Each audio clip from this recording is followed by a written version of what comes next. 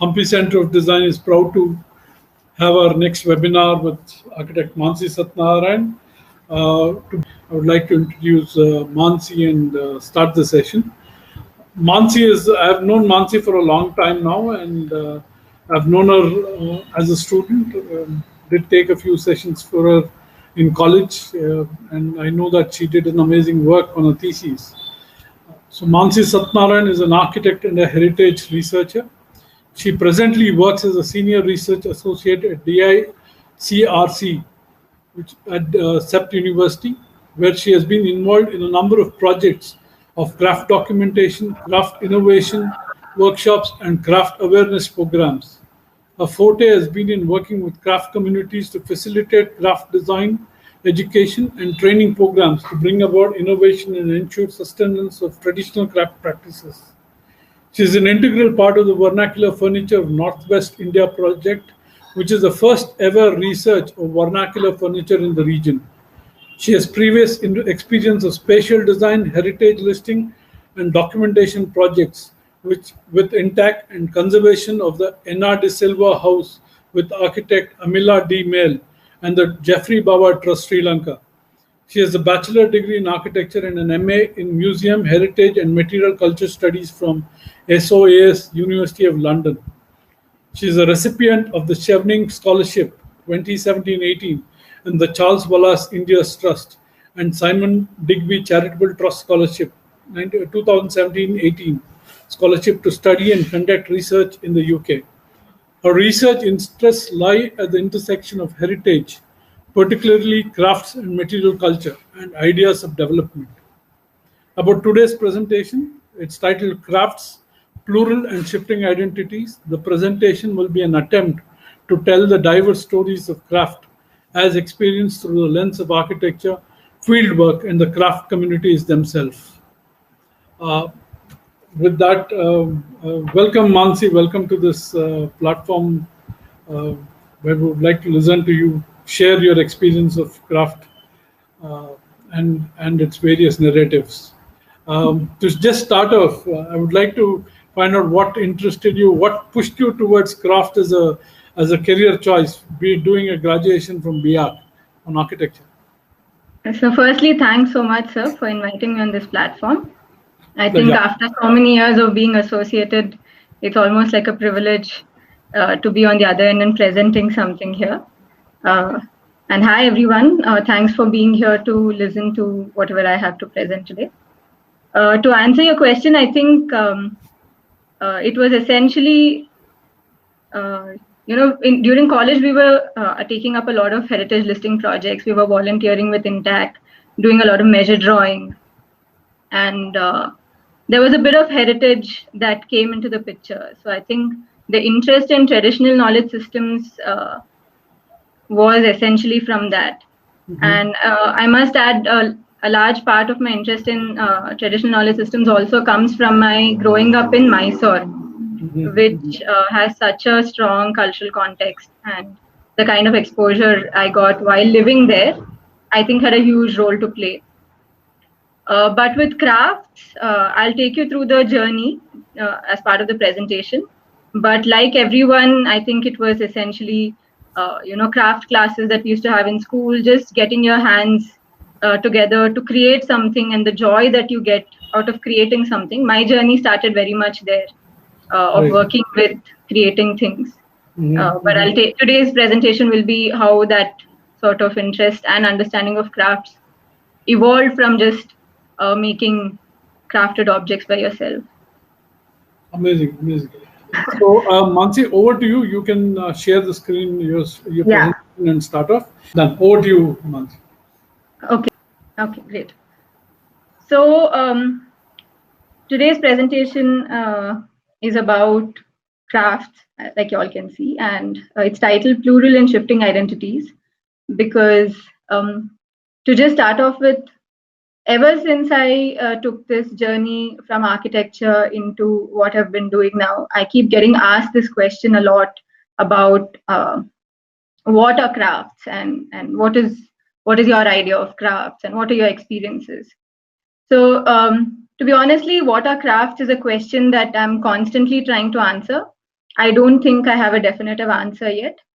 There are many researchers, scholars, um, practitioners who've defined crafts in their own ways, who are doing amazingly beautiful work with crafts in the country and elsewhere. What my ideas of crafts have been through my journey, and I think, like Chetan already mentioned in his introduction to me, my journey into crafts has strongly been divided into three sort of timelines. Immediately after graduating from architecture school, I practiced for a while, decided conventional practice was not for me. I decided to take a break, and an amazing opportunity landed my way in Sri Lanka. So I was in Sri Lanka for about 6 months, working on this project called the reconstruction of the Ina de Silva House, which I'll take you through in a later point. The second part is the 2 and 3 are a bit tricky in terms of timelines, because after Sri Lanka, I joined the Design Innovation and Craft Resource Center, which is what DICRC stands for, at CEPT University in Ahmedabad. And I've been working with DICRC since early 2014. And in between, I took a sort of part-time sabbatical, went and did a master's in London, and the program was called Museums, Heritage and Material Culture Studies. So everything that I'm going to present to you are going to be from these three sort of categories of work influences I've had in my life. Because I presently work with DICRC, I just want to give an overview for sort of setting the context. DICRC is a craft research center in CEPT University, part of the CEPT Research and Development Foundation. We work with traditional and vernacular crafts associated to buildings, particularly. And our work mainly focuses on the idea of research and documentation, the idea of innovation and development, education and training, application and collaboration, and resource building. So the last part is extremely integral to our practice, where we believe all research needs to go out on an open source platform. So the center was established in 2010, and every single work that we have done till now is available on our website, on online platforms, for everyone to access and use. I won't go much into other details because I can sort of talk about that at a later point. To begin with, I want to play a short clip. This is something that is integral to my understanding of crafts. So I'll give you a brief of this video. It's a video made by the National Institute of Design. Much later, after NID was established, post-independence, where Jawaharlal Nehru invited Charles and Ray Eames to present a report on what design education in India could look like. And they did a wonderful job. They traveled around India. They went around understanding different things. In their report, they wrote that of all the design objects that they saw in India, they felt that they call this the lota, which is a madke or a ghada that we know. They called this a lota, and they said that this is the most diverse object that they saw. And their report says the questions that they ask is, how was this made? How is it cleaned? What are the sort of profiles and designs, and then they talk about ideas of scale, and in most design terminologies that we understand today. And they talk about amount of liquid that is going to be held in it, the volume, and the way it can be transported, the different materials. So that's the kind of questions that they asked. And the reason I show this video is because of all the questions that they asked, and the fact that they identified the lota as one of the most crucial objects in India was so true, because This is an image from 2017, and if you sort of get the similarities, the design is the same, the object is the same, the materials are different from what they had showcased in their video, but it still exists. So in a way, like making it an almost timeless object. And the reason I show this is because I want to address one, like all respect to Charles and Ray Eames, like I respect their work a lot, but one crucial thing that they left out, which I think is a factor that most Western scholars who study India leave out from their observation, is the idea of context. The kind of questions they asked would have been very easily answered if the layer of context had been added onto it. And for me, that's the first thing that crafts is. Crafts is all about the context. So I'm going to take you through about 5 or 6 ideas of crafts in a manner that I have understood them. And this is the first of it. Most of us are from India. We understand like it gets really hot in places. And this is something that I learned through our fieldwork practices at the ICRC. So when you travel around, you start observing that the same water pot or a water pitcher is seen in different contexts, and like there are larger sort of systems developed around the storage of these water pots. We all know water is such an integral component to our lives, and in many of our cultures across India, we worship water. That's the first thing that we sort of, like during Diwali, we worship water first. If somebody comes home, you offer water first as a sign of respect. So many cultural associations with water. And the very idea that a container that needs to store this water is one of the most commonly and diversely used objects in the whole of the country. So what you see on the left is actually a wall niche in a vernacular house in Rajasthan, where water is kept. The minute you enter the house, somebody offers you water. And what you see on the right is something called a paniara, which is an integral inbuilt vernacular furniture in Rajasthan.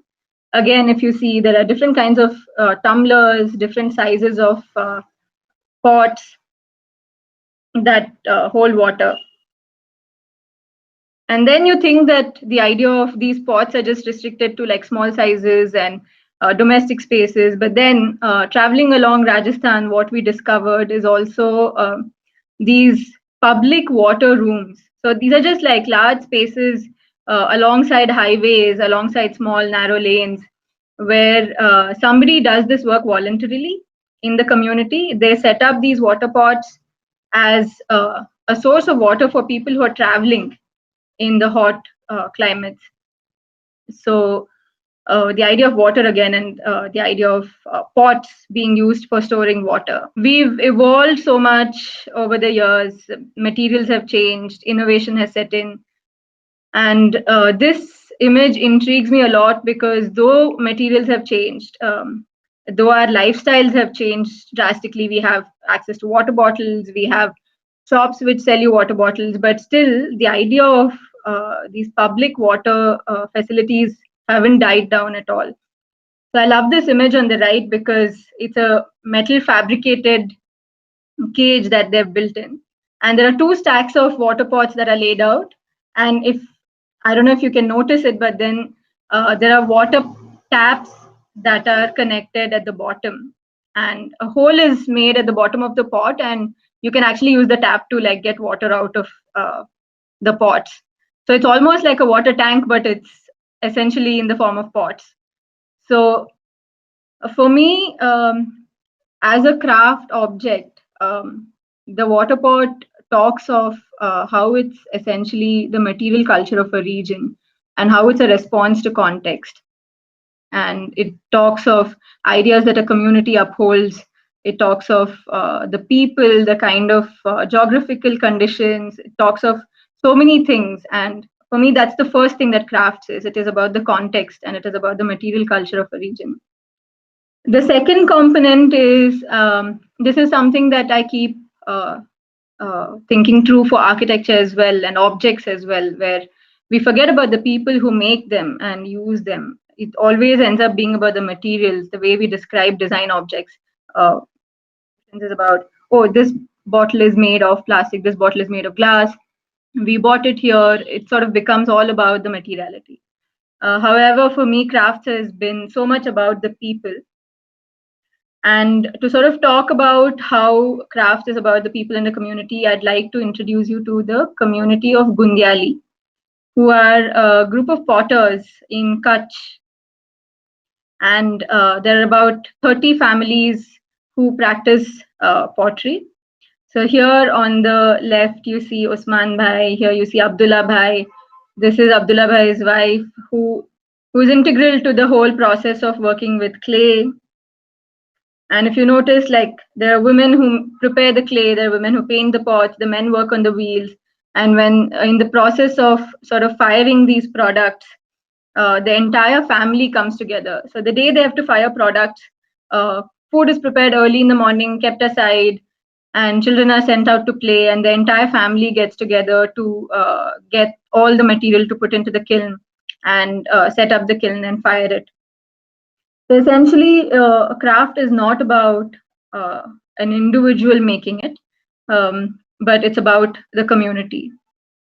And the reason, again, to pick up on the potter community from Gundiali is, again, sort of picking up on the report Charles and Reims made. Towards their concluding thoughts, they say that a lota is not the result of an individual making an object. It's not the result of a single design. Like, there's probably no way to trace back who designed this lota and who made this lota, but rather it's an evolution of this product over the years. And which is so true when you go and see a craft cluster where the whole community is working together to create one single product even. So yeah, craft is about people and community. And I think the third component I want to talk about is the idea of craft skills and knowledge transfer. I think anybody who's familiar with the definition of crafts has always said the skills are transferred on from generation to generation. And I want to sort of showcase that example here. This is Jagdish Suthar. He's a carpenter in Khadagda in Rajasthan. His grandfather was a carpenter. Suthar, they come from the community of Suthars who are traditionally carpenters. And we met him during the course of our project, Vernacular Furniture Project. And he has this whole bag of tools that was handed over to him. Some of them he's made it new, some of them he's not. The interesting part is he no longer practices carpentry full time. He knows the skill, he knows the trade, but of course he's moved on from everyday practice, much like so many of the craftspeople in our country, but also so many not. And to just showcase how skills and knowledge transfer happens, I'm going to use the example of this vernacular cabinet called Maju, which was made by Jagdish ji's grandfather. Now, Maju is a cabinet which is specifically made and used in the southern part of Rajasthan. And the knowledge of making a Maju was known only to the Suthar community. And there were techniques, there were set rules that one had to go by, proportions, the kind of wood that one could use. Now, the purpose of this Maju is essentially like a safe storage. Jewelry, valuables. And the reason I pick on this to explain knowledge transfer is because a Maju was the way of opening a Maju had a complex mechanism. There were about 10 to 12 steps to open the entire Maju, and it was a sequential sort of process where you open one lock that leads into the opening of another lock, which is all made through like a complex set of wooden joinery. And the knowledge of making this Maju, like I said, was known only to the Suthar, and it would be known only to the head of the family. So every Maju made in the region would be unique. The locking mechanism would be different on every single Maju. No two Maju in the region would be made in the same manner. and that knowledge would be known only to the Suthar and only to the head of the family. And when the knowledge transfer was being done, the head of the family would sort of, it was almost like, wealth, like that would get passed on from generation to generation. The knowledge of opening, the mechanism of opening the Maju would be told to the next person who would carry that knowledge in the family only then. So it was such an interesting thing. The carpenter or the person who owns the Maju is no longer around. And we've found some which are exactly like that and unopened for many years because people have died without passing on the knowledge. So on one hand, craft knowledge is so formally structured, limited within certain communities, formally handed down from one generation to the other generation. Whereas on the other hand, I'm going to pick the example of this lady whose name is Tari Devi, and she's a woman in Barmer, which is again a village in Rajasthan. And what you see in the image is she's standing next to a larder. A larder is essentially a storage space for everyday food items. Traditionally, when there were no refrigerators, people would build these larders made of mud and earth to sort of keep food cool and things like, dairy products, milk, curd, and everyday food items to prevent them from getting spoiled. Of course, the clay and earth sort of helped in keeping the temperature controlled as well. And when we met her and when we were recording this larder, she said this statement, which I'm going to read out to you. In earlier times, it was not necessary that the bride was given everything in dowry. Few things like the chulho, which is a hearth, beel, inbull shells, the kotlio, larder, required to run the house were made by us under the supervision of our mother-in-laws. It is easily noticeable if a helping hand was involved in the making of these, as patches would differ with poor finish and unsatisfactory results. So there's no sort of formal craft community here. There's no craft, sort of craft cluster, but the knowledge of making these ladders and sort of everything else in the kitchen space. So they would make their own kitchen space. Mud would be plastered by the women. These ladders would be built. The chulha, which is the clay hearth, would be built by the women.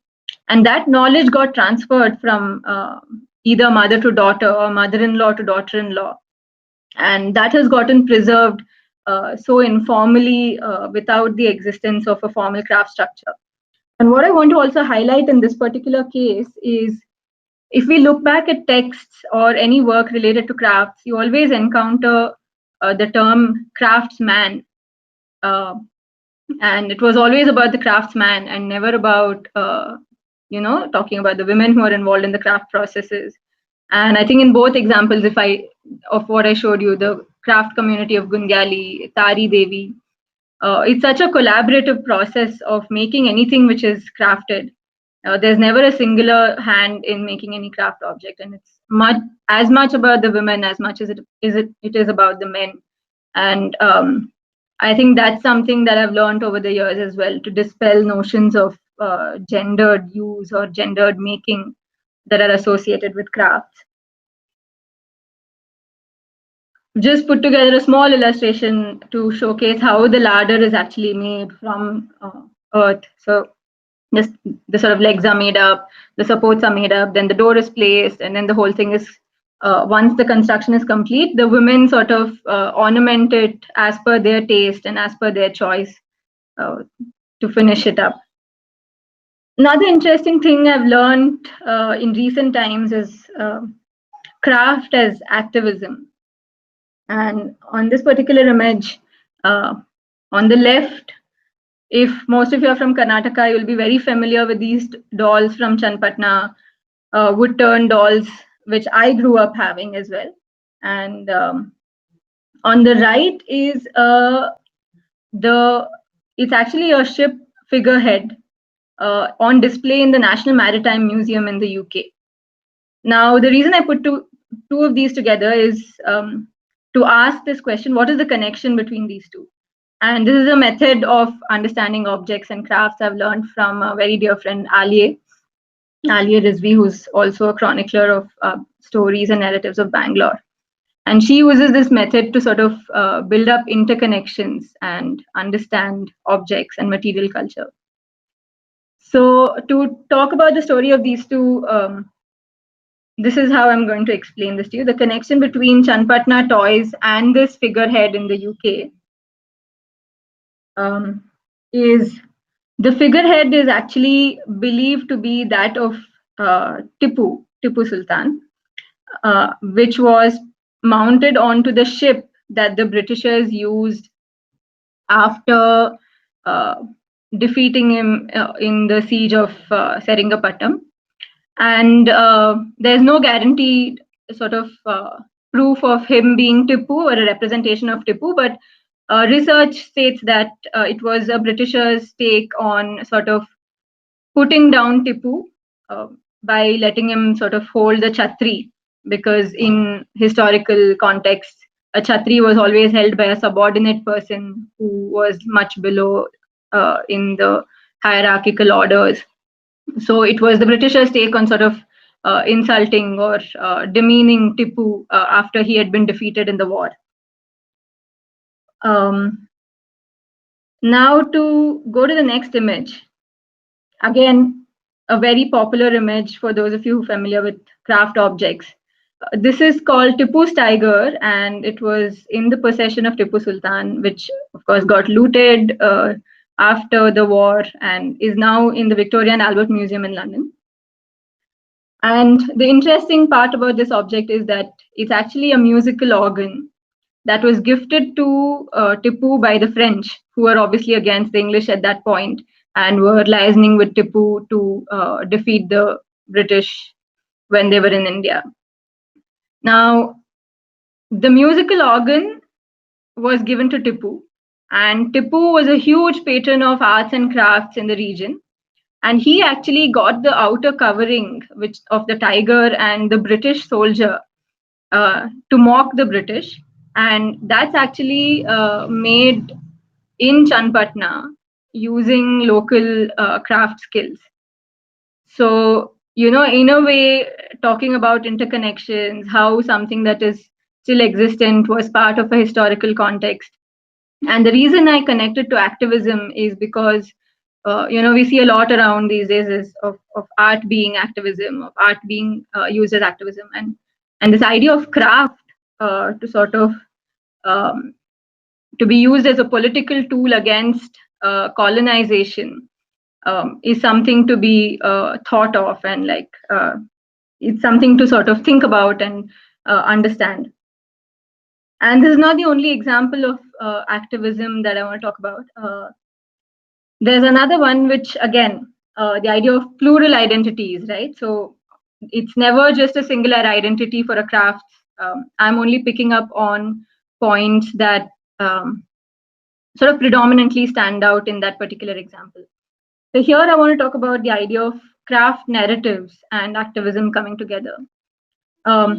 These people here on the left, this is Vasantbhai Chitara, this is his wife Anita Ben Chitara, who are Matani Pachedi artisans from Gujarat. And Matani Pachedi is an art form that was developed by the Wagri community, who were essentially a tribal community at a time, and they developed this art form as a response to the fact that they were not allowed to worship because they were from a tribal community. They were not let into mainstream spaces of worship, not allowed to go into the temples. So as a response of the kind of social constructs or of status quo being imposed upon a certain underprivileged community, they came up with this idea of creating their own backgrounds for worship. So Matani Pachedi means a sort of background dedicated to the mother goddess. So they develop narratives around the female goddess icon, and they paint these. The technique is similar to Kalamkari, for those of you who are familiar, and they use these as backgrounds to carry out their own worship. So again, talking about how a craft form came out as a way of, counteracting against certain social construct that exist. And that for me, in a way, is activism. I think one of the most important aspects for me for crafts is how we associate craft objects or anything which is handcrafted as a dear part of our lives. And I'm sure if tomorrow I ask each one of you to pick out a craft object and talk about it, you'll have some form of memory associated with it. And it's true for me as well. And this particular door is essentially from a similar larder, which I showcased earlier, but from Punjab. Now, the family who is in possession of this door or shutter carried this with them during the partition. So when they migrated, they had to leave behind the inbuilt larder, and all they could carry was something that they could hold dear and valuable to them. And they carried this shutter with them, which they still sort of have it with them, and they preserve it so carefully, because that's their only association with what was their past, from where they came from, the stories of migration. So on one hand, it could be something as small as an object that you hold on to from your childhood. And on the other hand, it could be this amazingly crafted door from a larder, which tells the story of a huge national conflict that India went through. So I'd like to believe that any object or crafts are sort of containers for memories. And if you put out a craft object, so many stories can come out of it. And that for me is also craft. So this is the first section of my presentation where I've tried to give you a glimpse into understanding crafts from my own experiences and my own perspectives. The second part of this presentation will sort of focus on the idea of craft preservation and craft conservation. I think conservation is a term that we sort of hear so much these days, and everybody wants to sort of talk of heritage and preserve things. And I sort of borrow from the title of the book, Why We No Longer Talk About Race, to say why we no longer talk about craft preservation or conservation. So to understand this section, I really want to just basically break down what preserve and conserve mean, which is very, very crucial to understanding what I want to present next. So it's essentially to maintain something in its original or existing state is what is preserve, and to conserve is to protect something, especially something of environmental or cultural importance, from harm or destruction. So in a way, almost preserve and conserve really mean to protect something in its actual state. And what I want to ask here as a food for thought is, do we really want to protect and preserve crafts in its sort of actual state? And if so, what is the actual or original state? The earlier point that we spoke of the pots being made over generations, and the kind of evolutions that we've gone through, crafts have gone through so much evolution in the past, and now we start talking about preserving them. But is it really the way forward, where you sort of preserve something in its original state? The next three sections sort of focus on the methods that we've used at DICRC and in my other workplaces to talk about this idea of conservation of crafts or preservation of crafts as we know it. What we believe is really not in the preservation of the tangible aspects of crafts. Like, you don't really go out and preserve a craft object as it is. Well, you can, but what is more crucial for us is to preserve the knowledge that is associated with crafts. And one of the ways to do that is to actually document it. So as part of the furniture project, or any project that we do, so at the center, the first step is to actually measure draw it and develop some detailed drawings, to visually photograph it, to collect oral narratives. So very detailed documentation approach where you can preserve the knowledge systems associated with crafts. So we get down into making some really sort of amazing exploded drawings, which the team at the center produces with so much intricacy. And tomorrow, if somebody wants to like remake that, or you want to actually preserve the chest or cabinet, the knowledge is what will help you preserve it. So for us, that knowledge preservation is what is crucial. Now I'll move on to the next example where there has been proof of how knowledge systems come in handy in the process of actual conservation. This is where I want to talk of this project, the reconstruction of the Ina de Silva house. For those of you who are not familiar, the Ina de Silva house was built by Geoffrey Bawa, an architect in Sri Lanka, who for his time was a pioneer and sort of was crucial in sort of developing the architectural language for the region.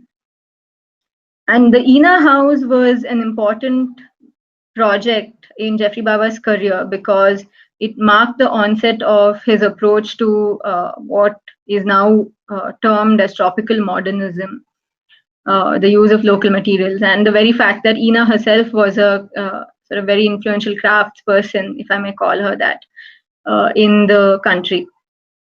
And the Ina house was built in the heart of Colombo, which now expanded.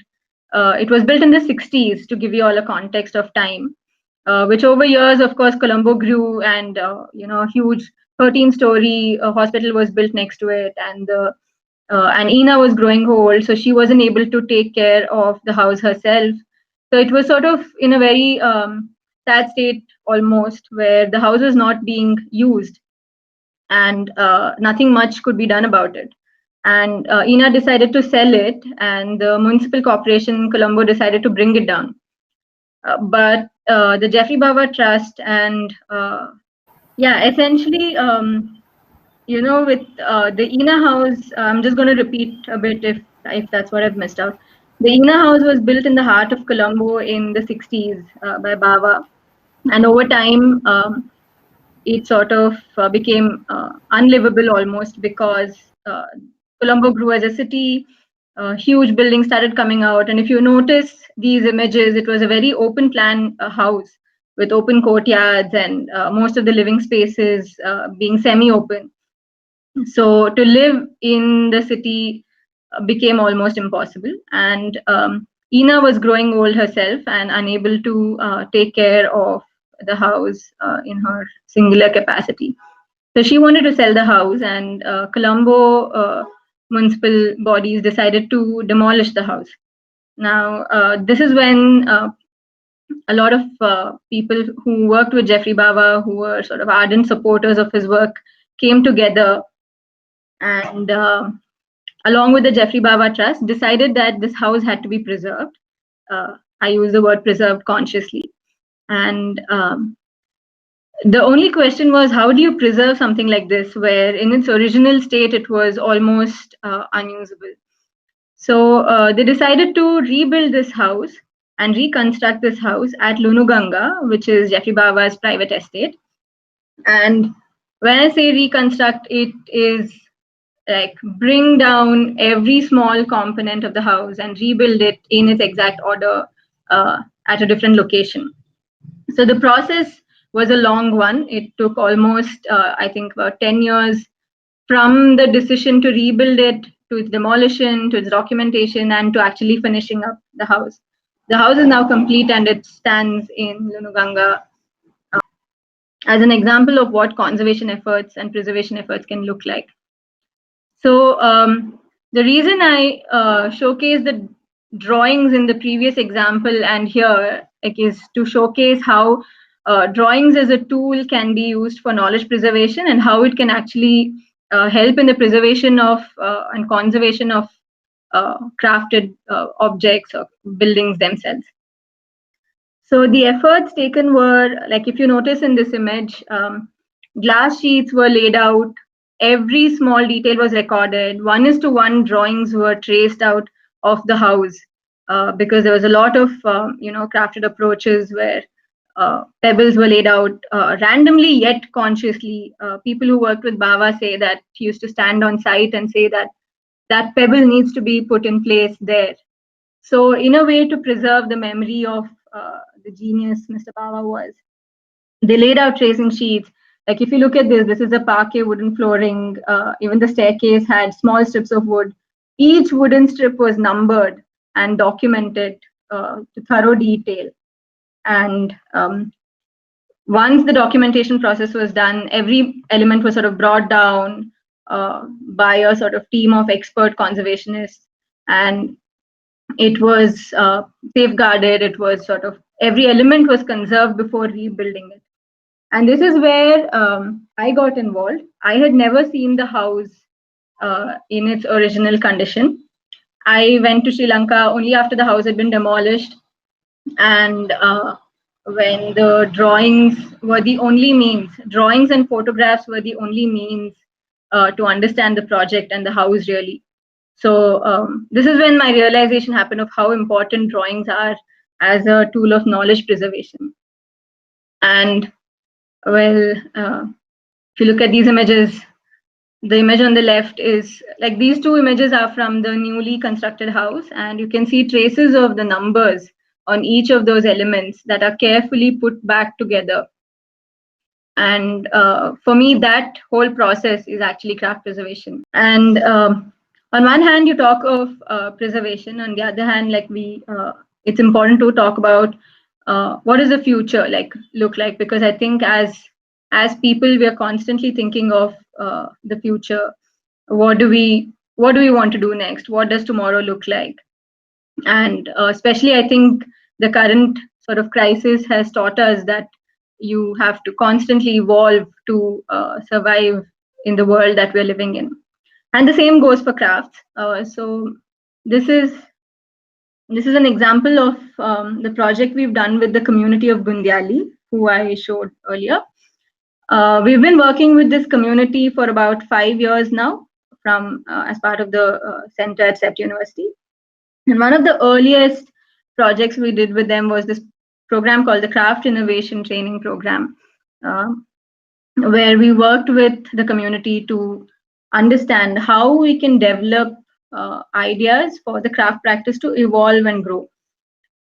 So they were essentially a group of potters making pots and tumblers and teacups. So mostly utensils and vessels. So it was a participatory process where we worked with the craftspeople, paying extreme attention to the traditional knowledge that they already possess, to the kind of techniques and skills that they already know. So you don't go in and sort of alienate them in terms of bringing in new techniques or completely changing what their traditional practice is. We took the kind of tumblers that they used, and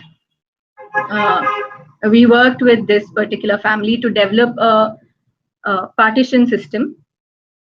And we worked with another family to develop a cladding system.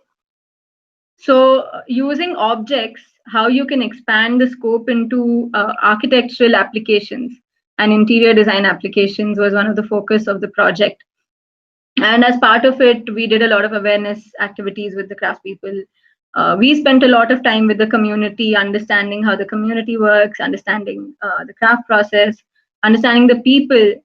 And we invited them to Ahmedabad to understand contemporary craft markets. Like we did exposure sessions at places like Fab India to understand where the markets really are in the urban sector. And as part of it, we also took them through the idea of digital tools.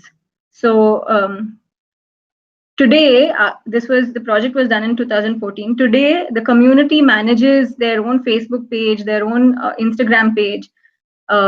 We've seen an increase in the number of people practicing crafts. And what the younger generation has understood is it's not just about the making process, but it's the larger ecosystem of sourcing material, making the product, selling it, where are the markets, publicizing your own work, exactly like how we all do with our own work. So most youngsters in the village are equipped with a smartphone.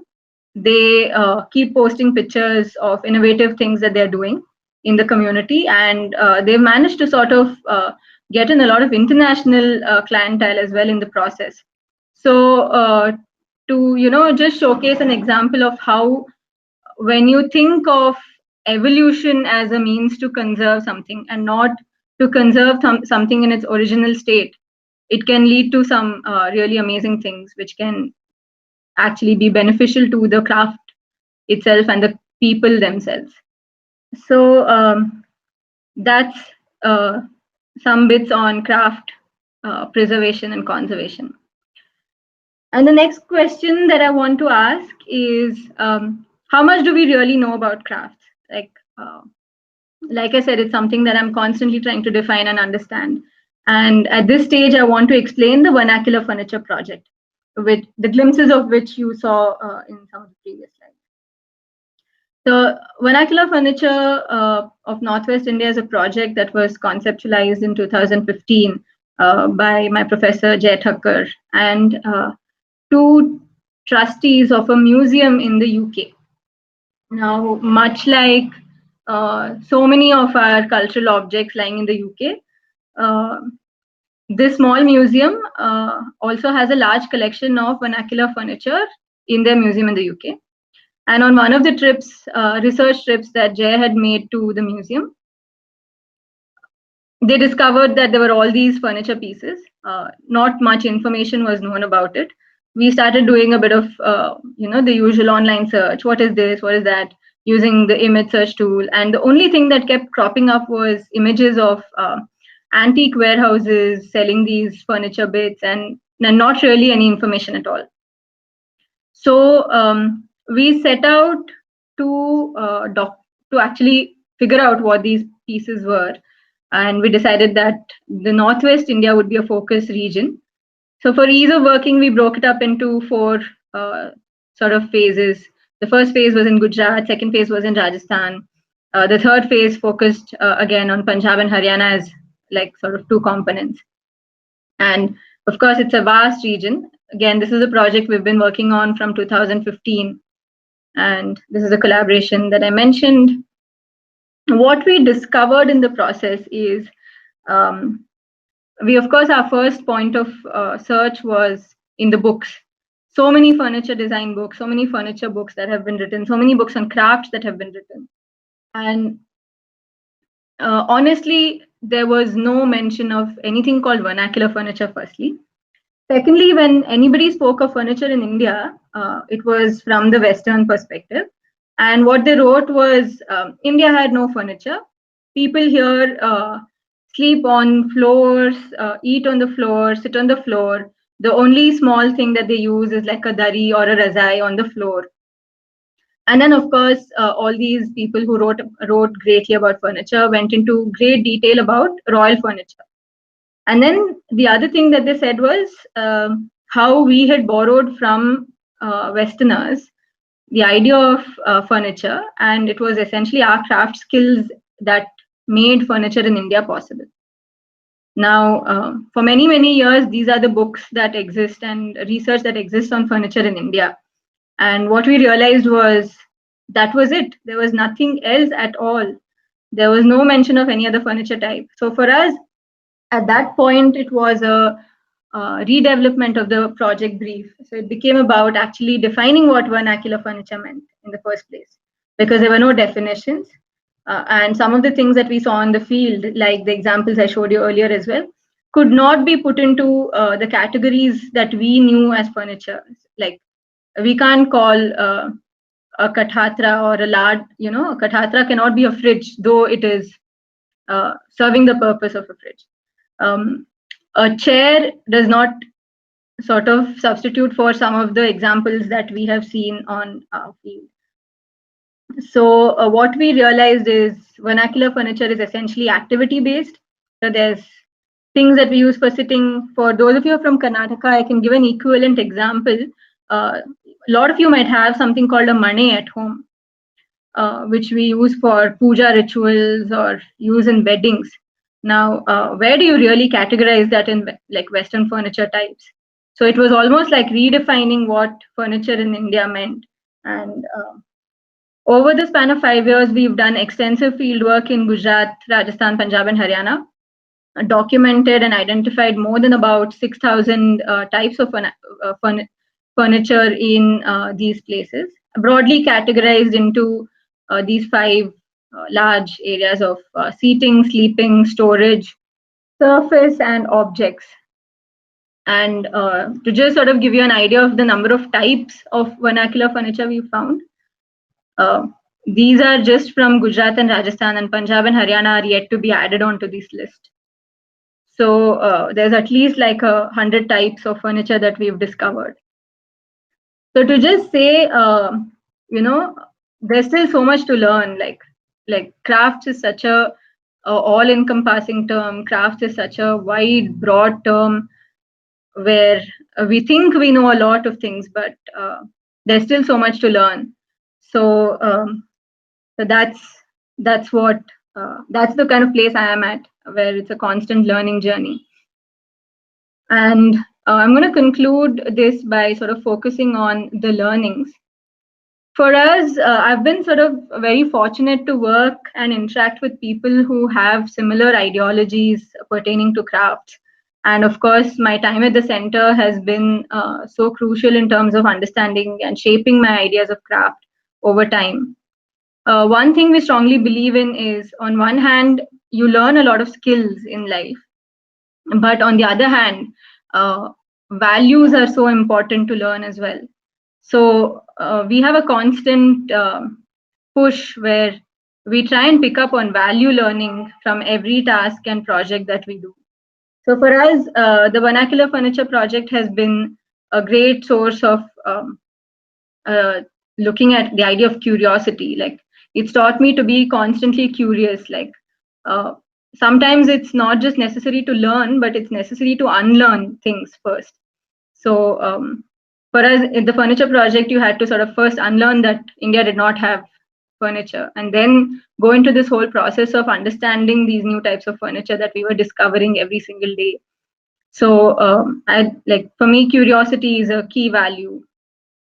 The second is, from the communities that we work with, from the people that we encounter, we've realized there's no power in the individual, really. Like, it's all about collective. It's about the impact of doing anything is much greater in a collective. And I feel this is such a key value to incorporate in today's world. And here's where I want to sort of put together the list of people I have worked with, who have sort of met, and who've been so influential in shaping my ideas of craft. And like, a huge sort of thanks to people like Jay and Amila, who sort of provided the opportunities, my team at the center, like everybody who's been there through this journey. And all of this that I'm showcasing and showing you has been only possible through this large collective coming together. And through the case of the water pots and water pitchers and the story of water I told you, I learned a huge deal about empathy. Like, it doesn't matter whether you know the people who are going to be traveling on that road.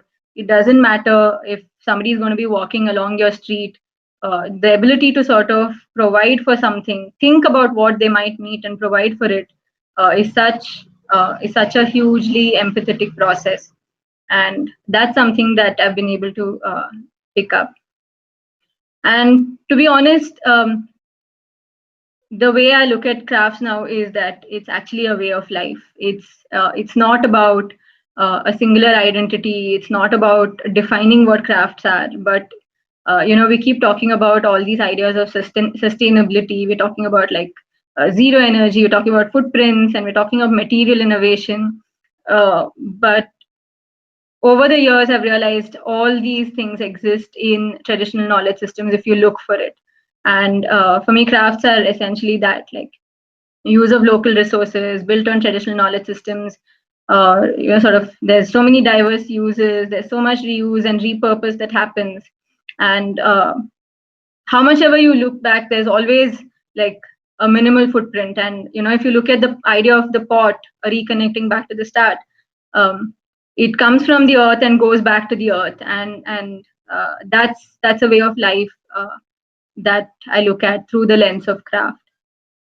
So that's where I would like to end this presentation. Thank you so much. I have my details out here. If anyone wants to get in touch or talk more, I'd be happy to sort of interact with you all. Wonderful, wonderful journey into Mansi. It was very interesting to go through your experience of working at Sri Lanka and then also at CEPT along with Jai Thakur. I think very, very informative. A lot of new words for me in terms of crafts, Maju, Katathara, and Hudiari, more such words. Very, very interesting narratives. As somebody says that, craft is nothing but a series of stories of the community. Right? Yeah. Documenting these lovely stories, which is so very critical. And, Yeah. So we will Thank do. you, sir, for this opportunity. I think it was.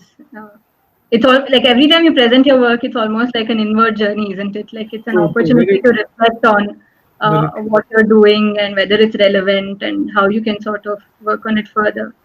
So thank you so much. Pleasure, man. Pleasure. It's always nice to listen to different stories. Yes.